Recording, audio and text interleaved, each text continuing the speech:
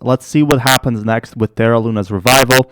What's happening, everyone? Hopefully you're all doing fantastic today, but really awesome things are inbound for Terra, so smash that like. What's happening next? The downfall of Terra's ecosystem is no news to anyone. The entire world witnessed the collapse of this asset.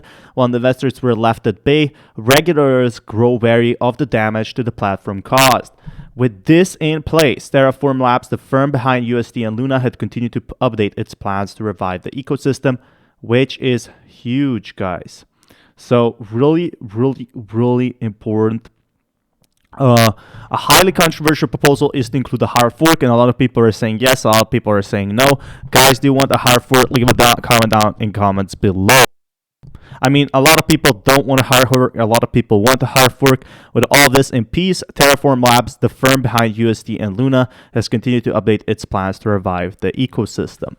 So majority of holders voting in favor of this, and hard fork is almost 100% now. So what's next? What's next for Terra? The first one, we should focus on sprucing up Genesis liquidity. This would primarily showing the small wall holders that were holding Luna before the attack. The liquidity has been reportedly pushed from 15% to 30%. This would further diminish the inflationary pressure in the future and save smaller wallets. This is only good for smaller wallets, and seems like they have just updated a few new things that you guys want to check out. The second amendment of Terra would pave the way for a whole new liquidity profile for pre-attack Luna holders.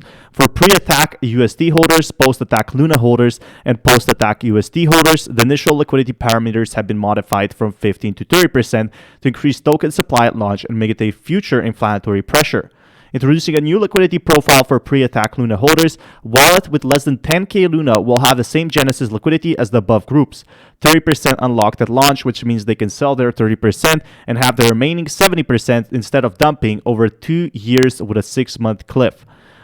Terra's last amendment is expected to lower distribution to post-attack USD holders.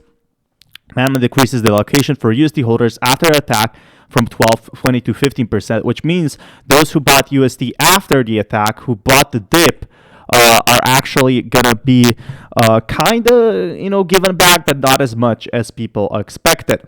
So that's another thing.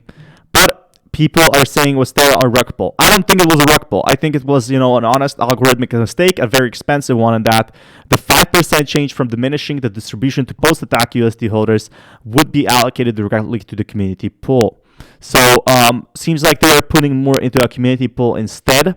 And Tether USDT, Tether CTO is saying, no, Terra was not a rock pool. The largest stablecoin witnesses counterpart Terra to go downhill. And I don't know, I don't think Terra would do such thing. Obviously, it was always a legitimate company.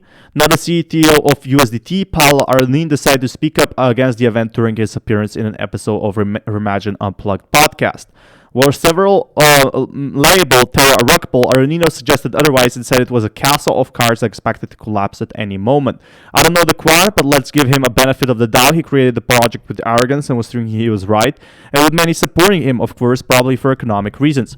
I mean, the quant was already super rich, and a lot of people were saying he wreckable it. If a coin crashes to zero, it's not always a wreckable, but he was not per se wreckable, right? It was a project that was poorly designed, as many projects are poorly designed.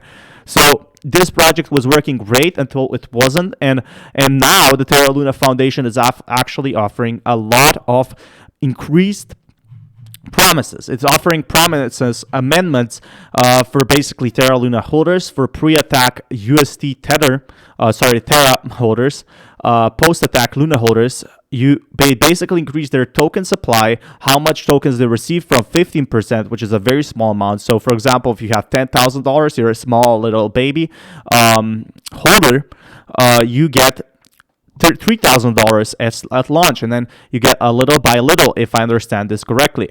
But those who held their Luna pre-attack, they're getting at least 30% back and have the remaining 70% vested over 2 years. I'm not sure what a cliff is. I have to check. Cliff vesting is a process by which employees earn the right to receive full benefits from their company's qualified retirement plan at a specified date, rather becoming vested gradually over a period of time. So who knows? Maybe people will have different choices, but it's definitely something else. So be sure to smash that like button to keep you guys updated with more news. Peace, everyone.